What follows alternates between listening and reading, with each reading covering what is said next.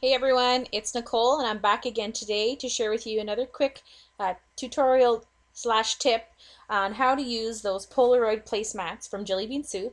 Today we're going to use the Polaroid to make a journaling pocket.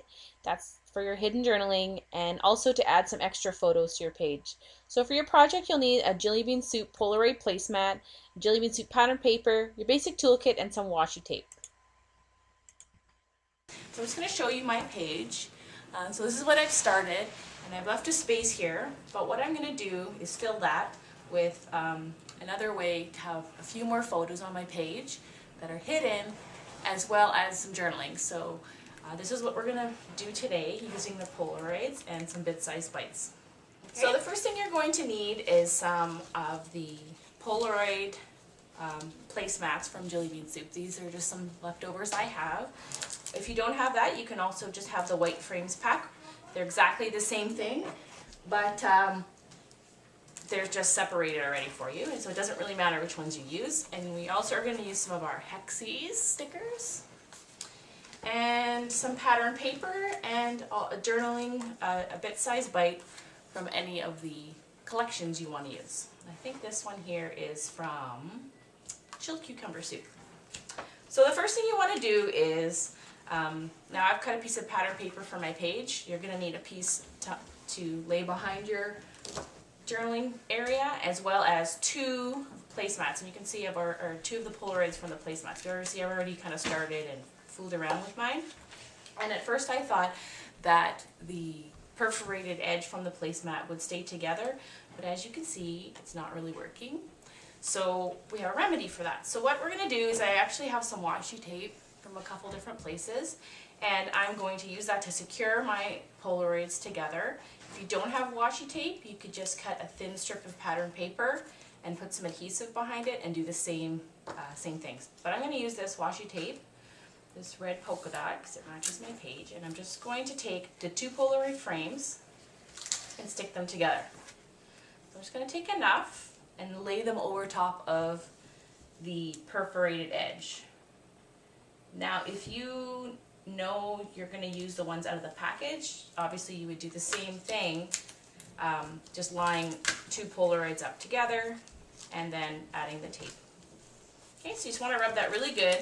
Now I'm actually going to do the exact same thing on the opposite side, and I'm not worrying at all about the overhang I have. I'm letting that happen because so I can see where I want to line the tape so it matches pretty evenly. And this is just going to secure your Polaroids so that they don't, like they were doing earlier, just flop around a little bit more. Okay, and then you just want to crease that over, and then you're going to want to trim off your edges with just a pair of scissors. Okay, so that's your very first step. And don't worry, it seems kind of stiff at first, but it will soften up a little. You can even bend it back the other way just to get a kind of a softer bend. But it won't come apart now, so that's the good thing. So what you want to do is you want to take one of your bit-sized bites cards, and what I've done with this one, I've just added some stickers and stitched it down. Whatever is going to fit in your thing. I've trimmed it down just slightly, and so I'm just going to add some adhesive to the back. And I'm going to stick that right into my bend of the card here. Stick it right in. Okay. And that's how that's going to look. So that's your hidden journaling. Now I normally don't put a lot of pictures on my page, but I do try to hide extra pictures when possible, so this is the perfect way to do that. And what I've done is I've just cut out a piece of cardstock that's 2.75 by 2.75, and that will just cover up that hole that's in the Polaroid frame. And on one side I've put one of my photos, but on the other side I need to do the same thing. So I've trimmed down my photo, and so I'm going to stick it to the other side and center it. That's how I want it. If you have photos that are the right size, you won't have to do this. You'll just have to stick two together, and then you'll solve your problem. But my photos weren't big enough. So then what I want to do is I want to stick this into the frame. So I'm going to center my photo in the middle, and what I want to do is just add a little adhesive to both sides of my cardstock here to get it to stay. And I'm just going to line it down in the middle where I want it, and then press down and it will be in place. great. I can just rub off whatever extra I need. And now you can see I have photos on the inside and outside of my Polaroid. And now, because when it goes into a page protector, no one's going to know that there's going to be journaling inside, what I did is I took one of the hexagon shapes off of, actually I used both of these, and all you do is you just grab one off and you just fold it in half on itself, and it makes this shape, makes like a little tab.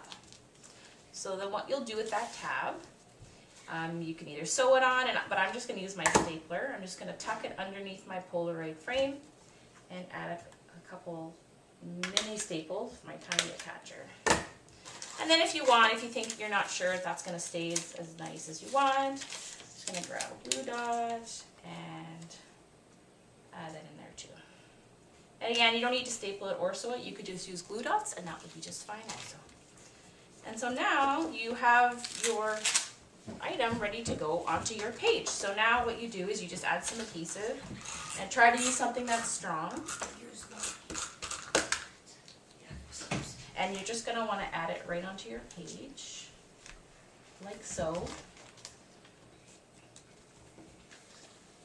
And, you know, in this case, I have a little bit of an overhang from my picture showing up on my I guess the die cut part of it. So I'm just going to turn that off, and you'll never know it's there. And now you can actually, can even embellish your Polaroid a little bit more than it is. You can see on this one here, I have put paper in behind the die cut area. I've added a sticker, and I'm going to add some washi tape in a different one. This one has hearts on it. Just going to add a little bit of that, and I've done the same thing throughout my page so that it kind of all ties together. I'll just add a little bit onto here as well. And then my page, I believe, should be all completed. And that's it. That was pretty easy. So I also just wanted to show you one last thing, and that is how these both fold together. So you can see they flip up. And then when your page is in a page protector, it just looks like it's part of your design. So that's the first plate. Another way I wanted to show you, I use placemats on here. I use it just to add one of the Bit Size Bite quote cards here. And I just tucked it in behind and then stitched it all down. And then I also added just some strips of squares of paper I had from another project left over. And I just sewed them in. It's good just to add as just a decorative piece.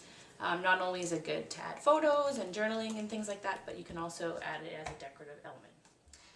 So I'm just going to show you a few close-ups of my project. Here you can see just the placemats with the die cut background filled in, and here's a shot of both sides of the placemat flipped up to see the journaling that's hidden nicely underneath. And here's a close-up of that tab we made with the Hexie sticker. This one here has a nice sentiment on it, which I think is kind of fun. And here's just a couple really fast close-ups of my page and how I created the stitched background on the bottom of the page. So we hope you've enjoyed this quick tutorial today here on the Jelly Bean Soup blog, and we look forward to hearing your comments and seeing your projects shared with us over on Facebook or with a link here on the Jelly Bean Soup blog. See you next time.